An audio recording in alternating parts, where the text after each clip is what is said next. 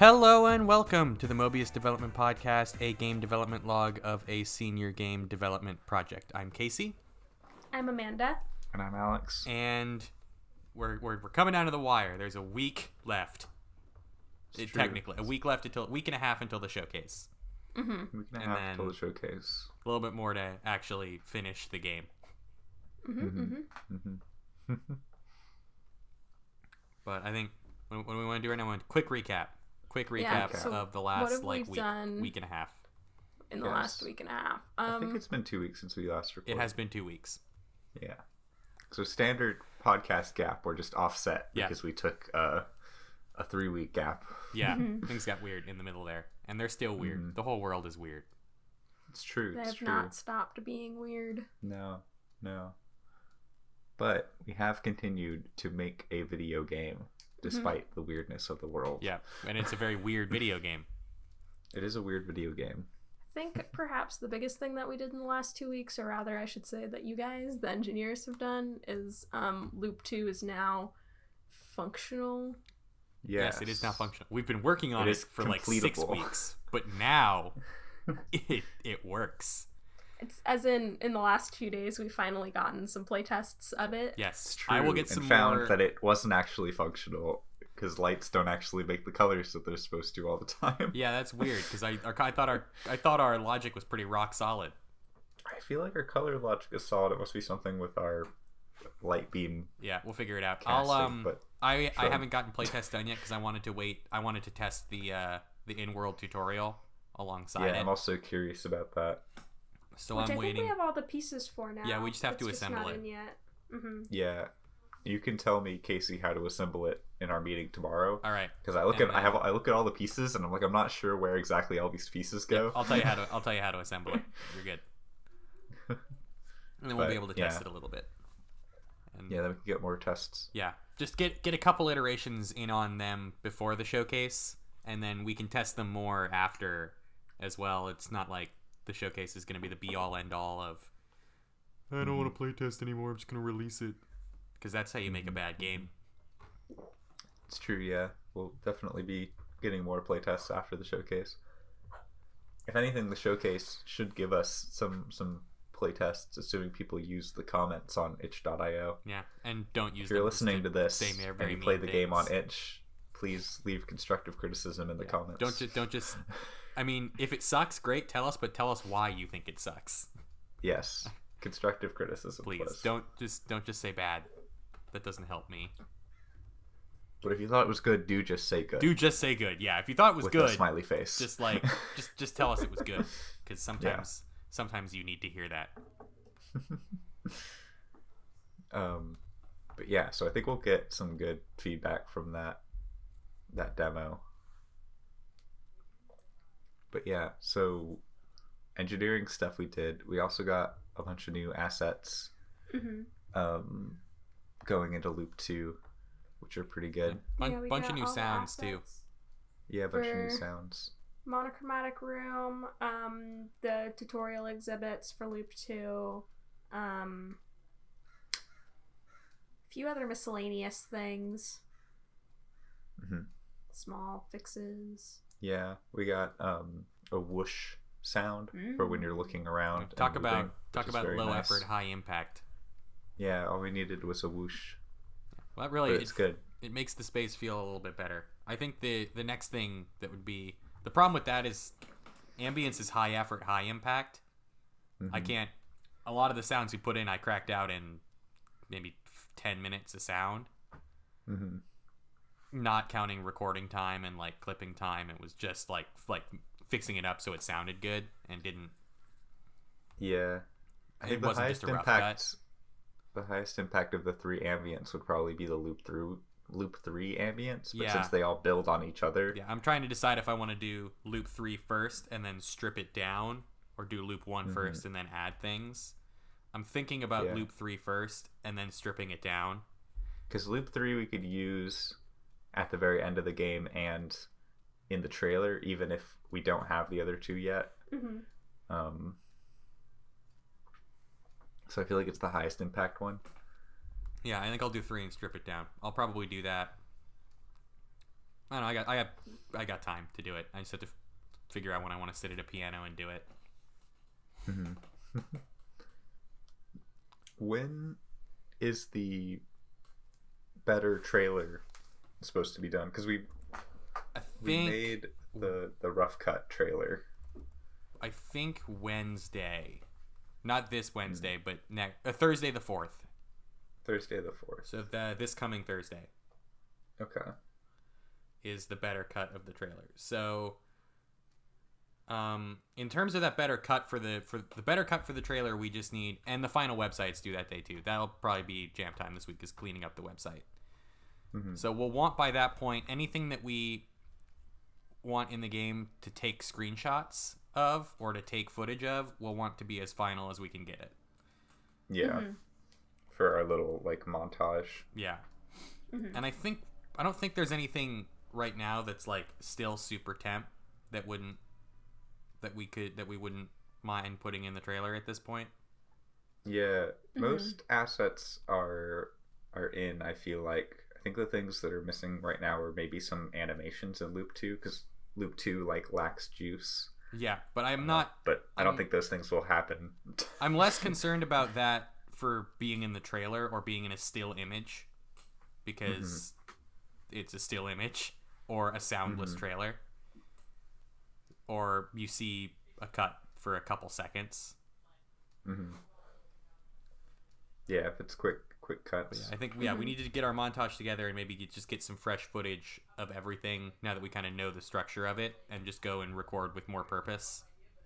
And then we should be able to get everything that we need. We could probably even do it in not even in a build, just in the editor. Yeah, that's what I did for the rough cut. I have an OBS scene that crops out the editor, so it's just the that should do for us. That'll get us everything we need. Yeah, and it'll have sound and whatnot. Which will we'll be make nice. a new trailer in the summer. Yeah, we'll have a date on it. What I want is I want someone to design that end card that's not one of us. Yeah, I want someone who knows what they're doing to make that end card.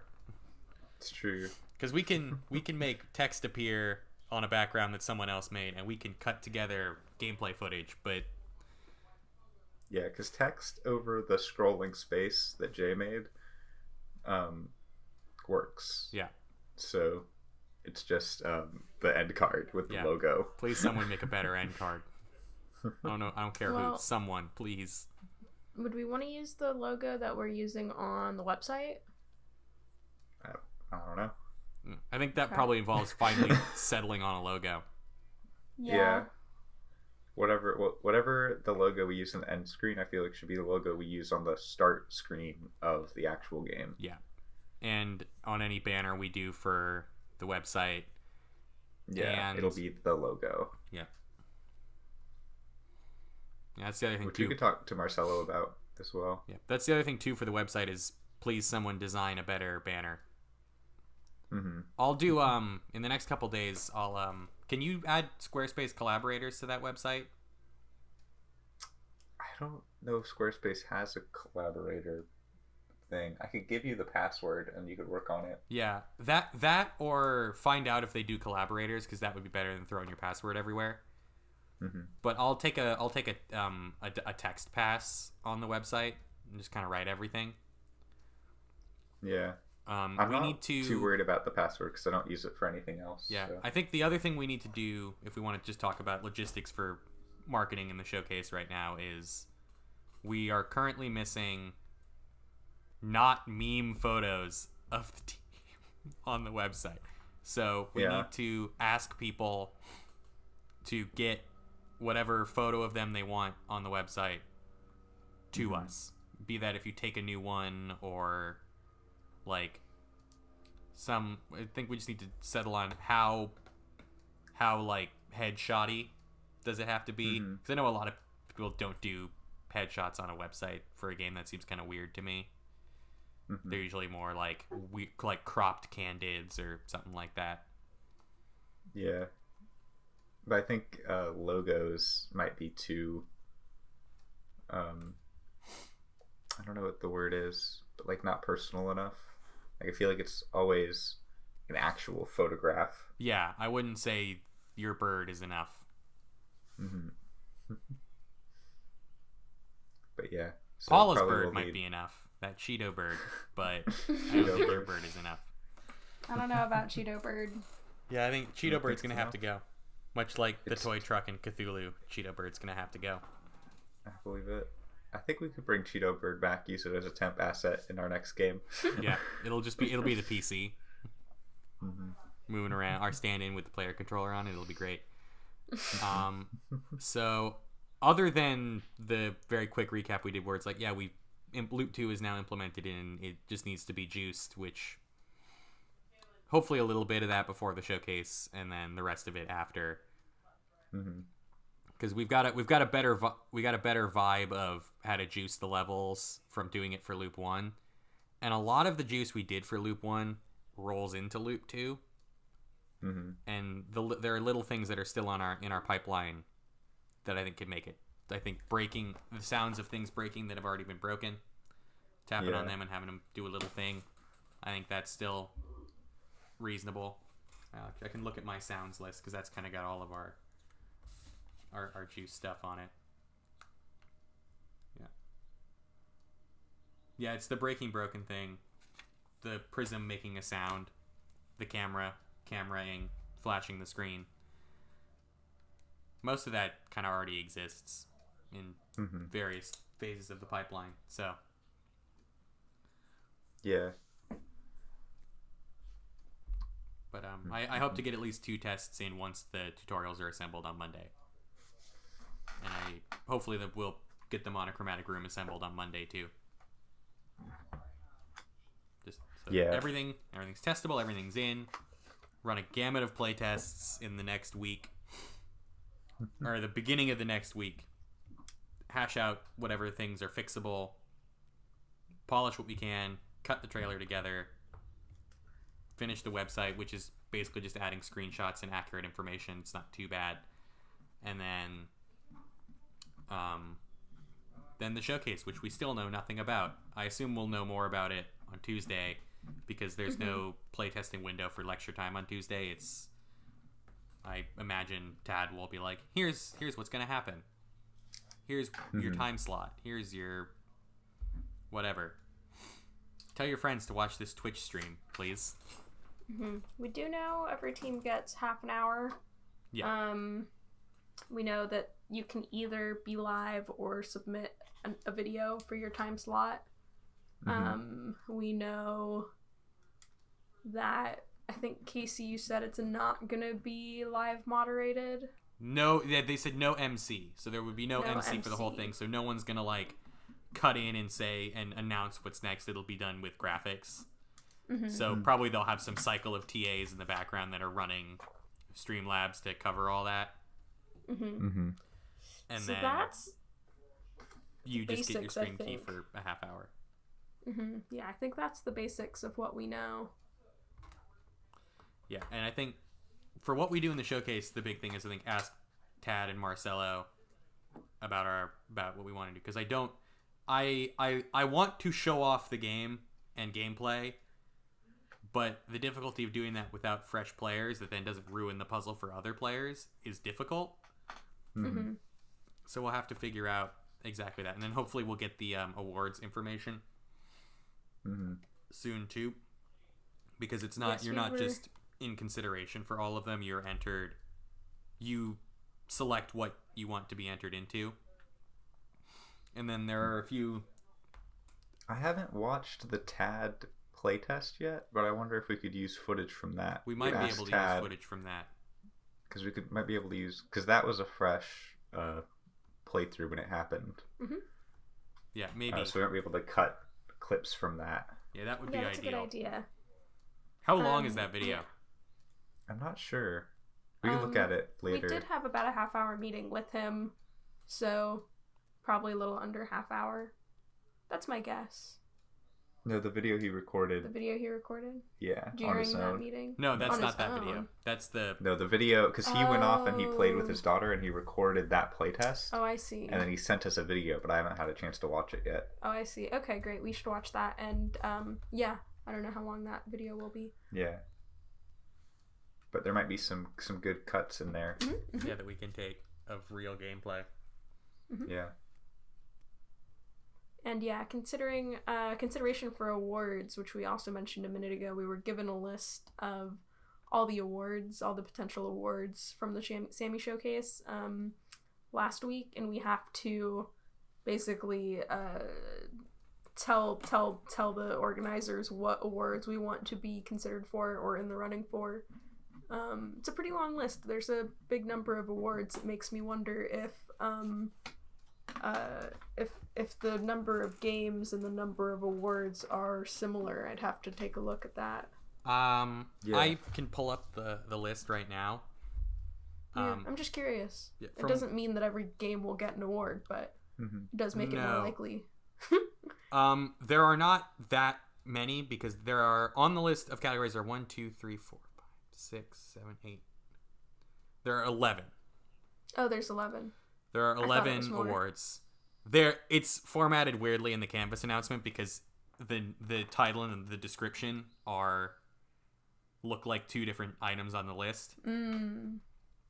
But from what they're saying here is, you get a showcase graphic to put in your advertising, which is nice, and then you would get a graphic if you win an award that is the official "you won this award" graphic, which you banner somewhere on your website, I'm guessing. But the way it is in the past is there is a winner of the award and there are runner-ups for each award. So I don't know how many runner-ups. My guess is it depends on the award. And like you could, I don't know if it's gonna be like the award, like it'll be here's who won and here's the runners-up, or here's Oscar style, here's your nominees and then your winner, and then the others are the runners-up. I don't know how that's gonna go, but there are 11 awards to cover right now, and we'll probably cover them in more detail in the next episode, which will be after the showcase. So we'll know if we won anything, and we'll know what won things, and we can talk about that. But there is the overall grand prize. So you did it. You absolutely did it. You made a super sick game.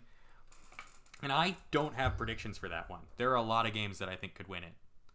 Yeah, I agree. There's a lot of games that we haven't seen very much of because they're long games. Like there are a lot of games so that I we've think, only seen the that I very think could beginning win of it. them. The Peer Choice Award, which is the grand prize except we vote for it. And I have a closer guess on that just because I think it probably is going to go to the the games that were more popular to work on. Yeah, I think that Peer Choice Award is going to be similar to a popularity contest.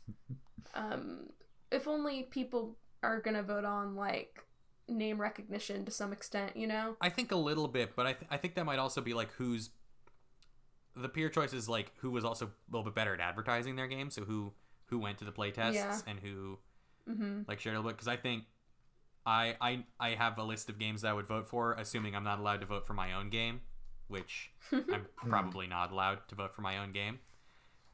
But that's the Student Vote Award. There is the Design Innovation Award, which is creative or innovative design elements.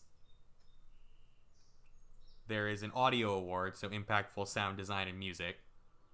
There is the Visual Art Award, which is excellence in visual art. There are multiple games that I think are fiercely in the running for that one, and I think us included.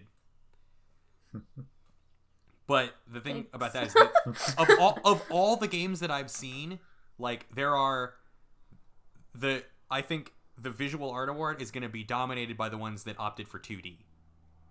You think so? I think that there's some really good looking 3D games. I think there's some really good looking 3D games, but I think harder for the 3D games. I think of the ones I've seen, of all the ones that I've seen played, the 2D ones look a lot better than the 3D ones. Not to say the 3D ones They have don't better, look good for they have 3D. better composition.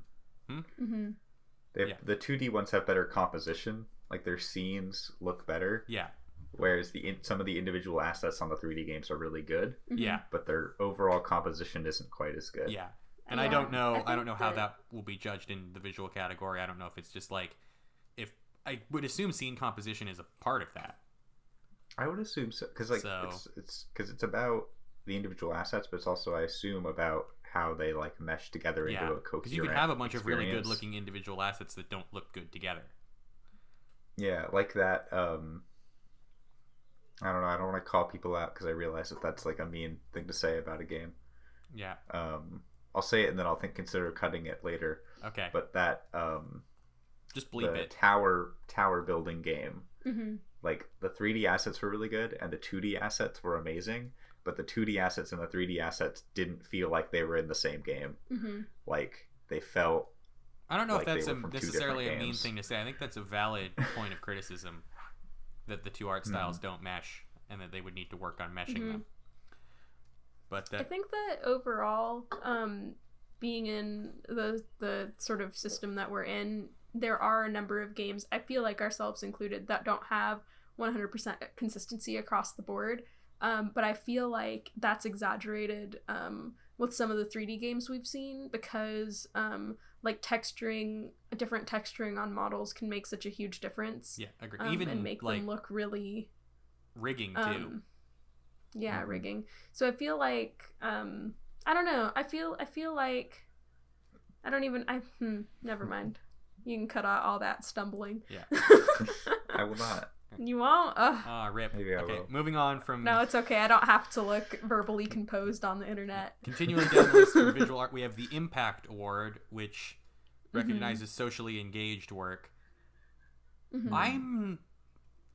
I have no idea. I have no idea on that one, because there are a lot of party games this year. Yeah. Yeah. So Because the there's... showcase, the evolution of the showcase pushes you towards party games because they're the games that work the best in the setting. Yeah, it's different in from... the setting of the showcase. If the showcase, that was the showcase when it was in person, those games run better. Yeah, that got flipped on its head mid-quarter When it because became... everybody at the beginning was like, we're going to make a party game because that plays really well at the showcase. Yeah, and then now the showcase became online, and now those are the hardest to develop. Yeah, well, the showcase went online and is now in more of your Nintendo Direct style format, which RPGs do better at. I think Enya's presentation is going to be really good because they can focus on the right. They don't have to like have someone play through their long intro. They can just like, here's the best parts of the game right now, and just show that. Yeah. And I think I don't know anything about the narrative of a lot of the games, so I don't know if there are socially engaged narratives. I can I think guess from Heart of Enya's pitch that they might have done a little bit of that. Mm-hmm. But that's the only game I can think of that made it through the pitch process that I recall discussing that at any length. Mm-hmm. Yeah, I think that I'm with you on that because even just thinking about the games that have been playtested in lecture recently, I don't remember a whole lot of them being deeply engaged with like the current world climate. And maybe that's because pitching was happening, in November 2019, and ordinarily the current world climate doesn't change so drastically in 6 months. I know. But I mean, and even then, like news games, I feel like are they're quick. They have shorter games. They have much shorter development cycles than the like 6 month to 8 month development cycle. Yeah, your broader social impact game ends up being something like, if it's higher scale, ends up being broad in the way that a TV show or a movie tackles issues like that, is that it tackles systemic issues rather than current issues. And I think like that's things that have been issues for a while. Yeah, and I think that's what the Impact Award covers. But I can't think of very many games that opted to go that way. No, like right now, they're heavy games, but like there are games that focus on. I'm thinking specifically of Triage, that focuses on like a war situation and saving lives and things like that, but it's not tied. Another thing that I'm thinking of is a game called Detonation that came out in 2018 that's like about a specific I think it was in Taiwan, like a specific historical there's event, as far as I know, there aren't any games right now that are trying to be historically accurate or like focusing on an actual real world setting. Triage fictionalized their world and their war. Yeah, so exactly. Yeah, it's which I think was a good call on that, but it made the very good call of not setting it in the real world. Because if you set it in the real world, and you're setting where most games set it, you're setting another game in the Second World War. Yeah, there are also, a lot of games just there already. If you have a 6 to 8 month development cycle, and you're working with a brand new team that has never worked together on a project before, you don't want to pick a really heavy topic. Yeah. Like you don't want to be like, okay, this is my opportunity to make a really socially impactful game, because if you do that wrong, it can go really wrong. Yeah. And I feel like everyone has made a good choice to lean on comedy and like feel good games. Yeah. Because if you do a feel good game wrong, you're not gonna make it in a game that's accidentally very offensive. Yeah, or that accidentally misrepresents people in a way that you don't want to do that. And I think that game dev Twitter, which is the bulk of my Twitter, I follow game dev Twitter and voice actor Twitter, and that's my Twitter. Is very, especially right now, is very big on the impact that games can have, and that the obligation that some would say that they have to tackle these issues. But that's not every game. Because if every game tackled those issues, it would easily cover to desensitizing, because you have 15 games that all cover the same issue, and it doesn't. Some people make to capitalize, so 7 of those games are probably kind of bad, and then a couple are really good and really powerful, and then the rest are just kind of middling. But if just those powerful ones were there and the middling and bad ones were gone, that would have a higher impact. So I think you have to think about that when you develop. You can't, like, that can't be your primary goal. I think it has to be in your mind, like when you're, same thing when you're writing a novel or making a movie or telling a story, is that counter those issues, but don't fill the void of covering basically just echo chambering an opinion. Try and cover it critically. And really, and my personal design philosophy is like, I love things, and therefore I want to create things that have a strong, either a moral argument or a philosophical framework that they're trying to portray or like argue for or against. And it's like, I like those things, but even that I wouldn't say qualifies as like recognizing socially engaged work. It's a very specific type of like thing that I don't know if anyone is making. So I'm very curious to see like how that plays out. Yeah, especially because you have to say that you want to be considered for that award. Yeah. So it's not only is it who wins it, but who thinks that their game qualifies for it. Because even if I was making something that I was intentionally trying to speak to a cultural thing like that, I don't know if I would feel comfortable being like, this is a game that speaks to socially engaged work. It's like, because then like what that if kind of confidence? Yeah, right. It's like that, but it's such a fine line to walk, I think. Yeah, and that, like, I agree. How do you cover it? But following the Impact Award that we've now covered, the next is the World Building Award, the award that I am very excited for, because that's excellent. I think there's a lot more contenders. Yeah, in written, interactive, or environmental storytelling. So how well does your world and your environment tell a story from point to point? Now, if what Enya says is correct, where if I saw a game, they've got a very long story played out. Yeah, I think our environmental storytelling is quite good if people picked up on it by finding it. But I think the issue is that the way that we've done our storytelling is it's all in the world. So if players don't care about it, they can bypass it. Yeah. Which is fine if all you care about is the puzzles. But I don't know if other people will say objectively that's a good way to do narrative, building. You know? Yeah.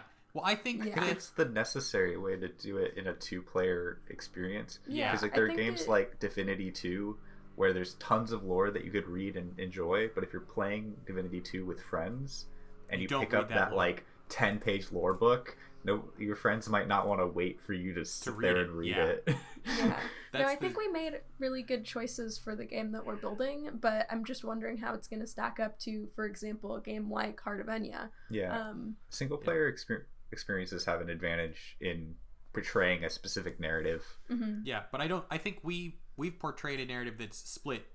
That it's a split narrative between two perspectives, and I think that if you find it and both players are engaged in it, that is, for the genre that we're in, relatively effective world building. Following the world building award is the Capstone Production Award, which is excellence in production, team building, and creative collaboration. No idea how they're going to determine I have no idea how they're going to determine that. No, like how do they how would pick they up know, the microscope and look into the past? How would they know that you've team built together? Other than the fact that we have bragged to multiple professors that we have team built. It's true. I know that there was Squish last year, wasn't it? Squish was the one that was lauded for its team building, cohesive team. I know that there are some teams that are more vocal on social media about what exactly they're doing, how they're doing it, how much they are like doing every week. And it's like, we've got this podcast, but this podcast is kind of a biased perspective of our game. I mean, so is the official Twitter for any game. Yeah. I mean, that's true. That is a good point. But I do think that there are also teams that have done less to vocalize like their process, and it just makes me wonder in terms of giving out this award, like, you know, I feel like the only way you can determine that is by speaking to members of every team and getting candid opinions from them. I feel like that award might come directly from I feel like that award might come directly from the instructor meetings. Yeah. And how they've discussed what you've done and how you did it in the instructor meetings. But I think that makes sense. I'm not 100% on yeah, because you can't bring in a judge to look at a finished game and say, how was this game's production? Yeah, I think that's judged differently. I'm curious how it's judged, because whether we win or not, I feel like we have done a good job, especially given the circumstances of attempting to team build and collaborate well and not hate each other by the end of this. Yeah, I mean, just the fact that we're considering making a second game together is says a lot to how we didn't fall apart into a mess. Yeah.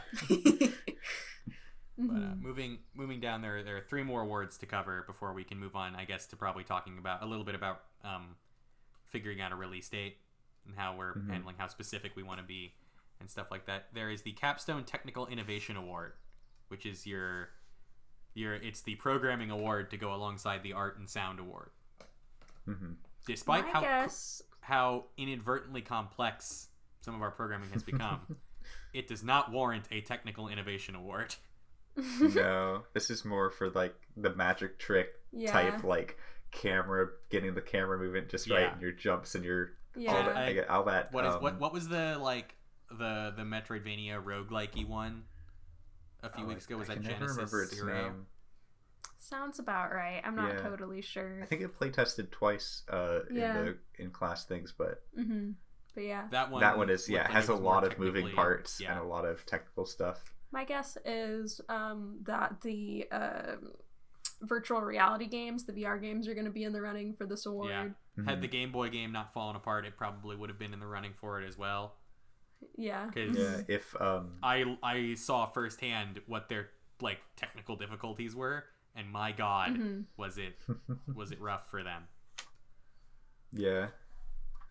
But yeah, I don't know who's gonna win that one, but I don't think it's a type of category where we would feel Yeah. like that was what we were doing, Mm-hmm. because Yeah. it wasn't one of our goals that we set out to do at the beginning. No, Like, we set didn't out want for to make a different technically goals. challenging game. And speaking of goals we set out with the Zeitgeist Award, which is the game that speaks to the current cultural moment. Goddamn if we did not stumble into qualifying for that award. Yeah, I mean, who would have predicted that we would be in the market for, games that are playable with your friends, keep you connected over social distances, together but alone. Yes. Somehow Like, we came up with that before everybody else started using it. We had it first. It's true. We can't prove It's a that. little but bit we did. ironic. Mm-hmm. But yeah, I think what it showed to me though is how little, like, one of the reasons we chose to make a game like this no networking 2-player collaborative game, one of the reasons we chose to do it is because there are so few games like that.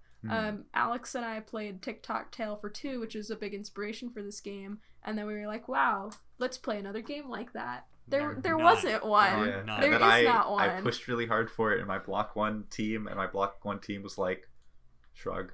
And I pushed for it again in Block 2, and Block 2 was much more receptive. yeah, Mhm. it's amazing when you push for an idea with your friends instead of with With randos. randos. I mean, there were. It's true. I would argue that we were randos at the time, but It's true. It was a proportion of more friends than randos. yeah, It's true. everyone on that team was friends with at least someone, multiple people on the team. Mhm. I knew who you were, which Yeah. is more than I can say about people I worked with for Block Okay, 1. yeah, that's fair. I was Yeah, was same. known, but I was still a rando at the time. Yeah, like It's Paula, true. I knew their name and I had worked with them on a project before, so it was like that's way more way than more I than had I had for before, Block yeah. 1 people. No, but For sure. talk about stumbling into that. And I know there was some apprehension. We talked about it earlier of like, does the Zeitgeist Award, would it feel hollow? I would argue no, because we intended to make a game that allowed you to communicate over long distances. That was Yeah. that was always the plan, and we always And I leaned feel like into that. even before it really spoke to the current cultural moment, Yeah. it spoke to a current cultural moment, which Yeah. was this sort of more distance playing of games, you know? Yeah, Yeah, like long distance games have been on the rise for, I would say, probably years, but networking as a- capabilities as a and distinct things like separate that. genre from multiplayer. Mhm. Yeah. Games that are explicitly about communication and like speaking, like, and just having a conversation, not just being like on voice comms on Discord and calling things out. And yes, there's banter and conversation there, but not in gameplay. Yeah. Mhm. And I Also, think that- like a game that's designed to cross like a generational barrier as well. Like for like a gap between gamers and non-gamers. Like, because one of our original goals was you'd be able to play it on different platforms without needing to worry about any like that would still work. Yeah. Like one person could be playing on an iPad and the other person could be playing on their $3,000 gaming rig, and Yeah. it would still work. And that still will hopefully be the case, but I have to really Yeah. work. I think we'll take an engineering meeting in the summer and just like Mhm. stare at what the errors in Xcode give us and try to line them up with what's going on in Unity and make some real Yeah. fixes. But Mhm. testing those fixes is really difficult because you have to build the game every time in order to run any changes. But I think once we get Yeah. it, we got it. Mhm. So I think we should take some time after to deal with that. Now there's one final award on the list. The BANANAS award. Yes. It is spelled out, so I will not say it as the word it spells, which is the weird shit that doesn't fit in any of the other categories, but is super cool anyway. That's not exactly how they worded it, but No, I think but that it's gets the spirit Amazing, across. unexpected, weird games. Like that's your weird, like off the wall fun idea that might not necessarily like do any of those things like world Once you're building getting over it or with Bennett Foddy. so I think out the gate, I'm trying to think of what games like would fit into that, because the qualifier that they might not fit elsewhere is what makes me go, do I think Kangarumble could win that award? Yes. I don't think. But do I think it's like Kangarumble is more weird than a lot of other stuff? No. I don't think it is. I think that the first game that came to mind for this one for me was 5 Stars in the Dark. Yes. It's like a game that's all about like driving, but you can't see. I think is basically it. So it's like I think and it does it really well and sensitively as far as I've seen in playtesting. Yeah. I would have loved to be able to actually play it. Yeah, same. I didn't get to either. But yeah, and it's a VR game. So I think that one is the first one that comes to mind for the BANANAS award. Yeah. I've done it. For me. I think there are a couple others too. But I can't like I'm trying to remember like other ones that are like kind of that are on the weirder side. But I wouldn't be opposed to throwing our hat in the ring for that one, just because our game is not traditional. Yeah, I think we can and should throw our hat in the ring for as many things as we think we are qualified for. There are things that I don't think we can throw our hat in the ring for. I think audio, don't really want to throw our hat in the ring for that. Not because I think my audio is bad, but because audio is it's not a focus of the game's immersion. Because I think audio, the conversation between players is the focus of the game's immersion, and that by extension covers up any audio that you would put in the game.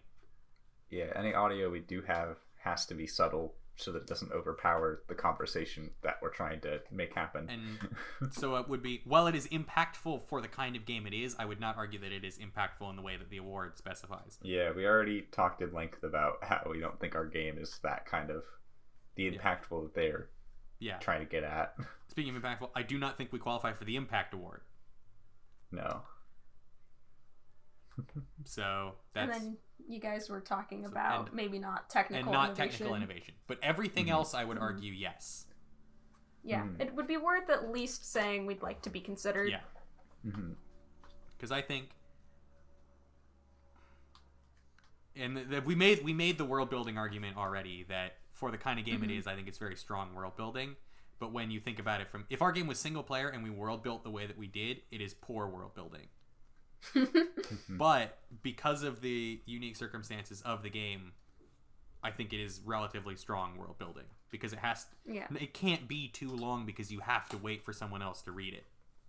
I think the very fact that it is like tag team world building, and the fact that it's like if you're paying attention to it, you have to discuss in order to world build and understand together. Yeah, is like, I think it's pretty cool, and I think it's like, we should at least say, hey, we'd like to be considered. Yeah. I don't know if we'll win it. I don't know if we're strong enough world builder to win it, but I think that we should be considered.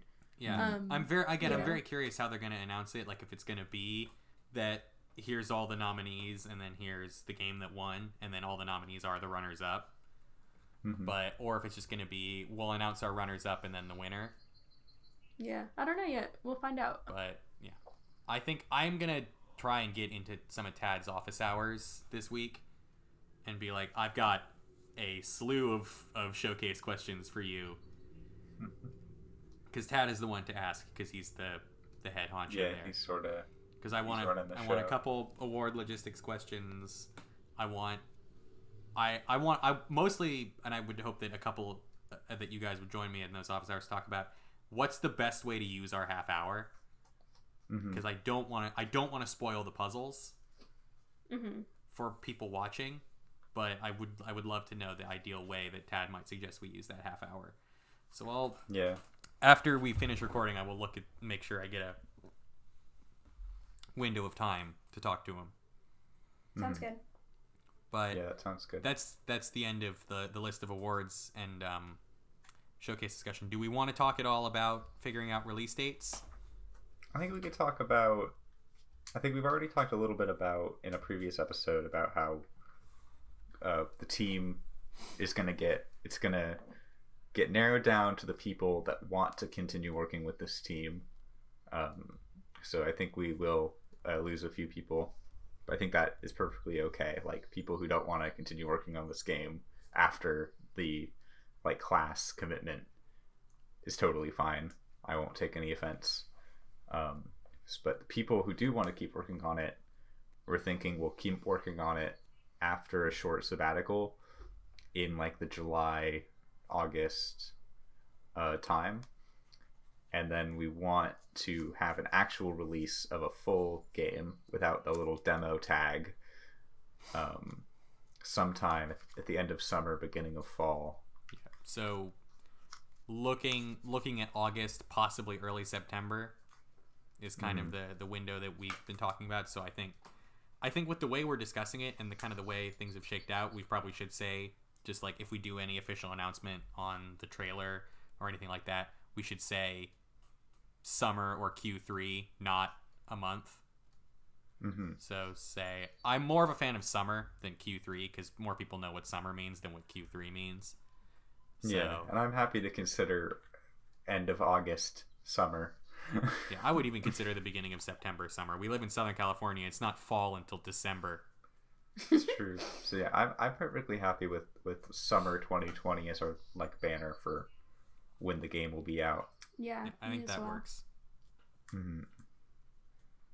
Because if we get into that like late September going into October, I think our morale will be pretty low. Yeah, and the things that we'll be doing will be so tiny that it wouldn't. We'd be better off working on something new, getting more experience in new types of games. Yeah, I think that's of what to do. Finishing this game is important, but I think if we keep a team, the other thing to do is like, well, let's continue to work together potentially on either a bunch of small jam titles or another relatively big thing just to broaden the portfolio, because nothing matters more than your portfolio of games, because it's the most important thing that you can be working on, because then you have more stuff to show employers. Still have not heard back from the application that I sent out about a week ago. No, I haven't heard from any of my applications yet. Just tell me. Worked really hard. I worked like hour and 15 minutes on that app. Just so hard. Just like them. So much work. Just tell me no. Like I know they're gonna say no, but like, just tell me. Yeah, like I applied for graphics, like low level graphics person at Intel. It's like, I know you're not going to accept me. Just send me the email so that I can. Just send me the email saying that we don't want you for initial design, please. It's because it was like it felt like such a pretty big role, and I'm like, I guess I fit these requirements, kinda. But I don't know. Just tell me. Yeah. Blizz, just tell me. But nah, 2020 is the time for full indie. 2021 is the time for picking up the pieces of your 90s emo punk rock life and getting a real job. Yeah, no. Getting a real job is the 2021 goal. Just having more fun, making more games, making the best of a really, really rough situation that's going on right now. I think is the big thing. Doing some jams, building our portfolios. Yeah. I think the big thing that like I wanna do, especially because when we aren't stuck in the in like a commitment for finishing a game for classes, going, itch.io has those weekly jams. So to go, let's take a break from working on this bigger project that we're working on and do one of these jams over a weekend, just to have more games, make more games, make something fresh and new, and like go, all right, we've done a lot of this. Let's make an Inky game. Like this game we're gonna make an Inky text adventure, and stuff like that. Just keep it fresh and keep it new. Make sure we don't hate each other by the end of it again. But I think slowly integrate money and see how quickly it makes us hate each other. Yeah, I don't know. I think as long as if we keep it fair, I think I'll be fine. I think so too. Because I think in the end, I don't necessarily, in like the full indie scope, care about money. like getting it from that, I would care more about it like if we accepted like we're gonna try and legit make a living. Yeah. But I don't think that's the plan. Yeah, it's not the goal of our studio to make a living wage for all 5 of our Potential, because that's not really an achievable goal. We could strike gold, like we could, like it's a like a tiny little possibility, but we could. Yeah, but we gotta be like all the YouTubers that talk about how when they just started they were making things for their friends. It's like if you shoot for financial success as an indie company, you will fail. Then you die. No, if again this whole going, I'm shooting for games in a portfolio, and games that I can shoot out to my buddies and they can have fun play. Yeah, that's it. And I'm shooting for the Reddit randos to give me some constructive criticism in the itch comments. That's what I want. I mean, that's all we need. And I think come at me, Reddit randos. I think on that note, it was a very weird ramshackle episode this week. Just kind of like just a quick catch in on right before the showcase. I think we'll have a much more structured episode after the showcase where we talk about what it was like, what we did, how we showed the game off. Like I kind of personally want to do a breakdown of every award, like what I think about what game won, because I'll have seen them all at that point.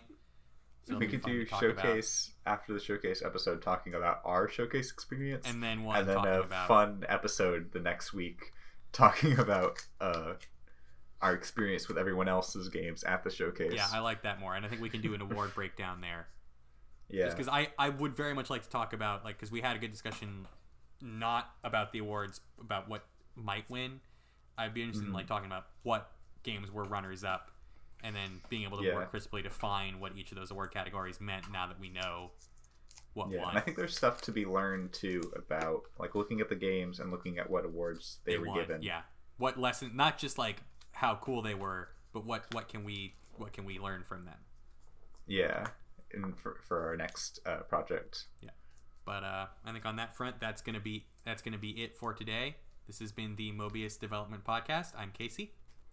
I'm Amanda. And I'm Alex. And thank you very much for listening.